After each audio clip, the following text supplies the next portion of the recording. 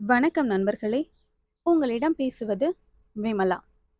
நம்ம 90ஸ்ல படிச்ச தமிழ் பாட புத்தகங்கள்ல இருக்கிற கதைகளை தான் இந்த பகுதிகளில் பார்க்க போறோம். டிங்கு மிங்கு. தன் வீட்டுக்கு அருகில் குட்டி டிங்கு மணலில் ஒரு அழகான வீடு கட்டியது. அங்கு வந்த முரட்டு மிங்கு அதை காலால் மிதித்து களைத்தது. ஏளனமாக சிரித்தது. டிங்குவிற்கு கோபமாக வந்தது. பாவம், டிங்குவால் ஒன்றும் செய்ய முடியவில்லை. மறுநாள் டிங்கு புதுச்சட்டை அணிந்து கொண்டு துள்ளி விளையாடி கொண்டிருந்தது. அப்பொழுதும் முரட்டு மிங்கு அங்கு வந்து ஈரச்சேற்றை டிங்குவின் சட்டை மேல் வாரி இறைத்தது. டிங்குவிற்கு அழுகையே வந்துவிட்டது. மற்றொரு சமயம் டிங்கு பழத்தை சுவைத்து சாப்பிட்டு கொண்டிருந்தது. மிங்கு அதை பறித்து வீசி எறிந்தது.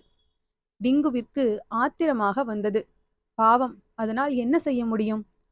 ஒரு நாள் முரட்டு மிங்கு சோர்வாக படுத்திருந்தது. குட்டி டிங்குவிற்கு ஆச்சரியம். இதற்கு என்னவாயிற்று? உடல்நலம் சரியில்லையோ? அருகில் சென்றது.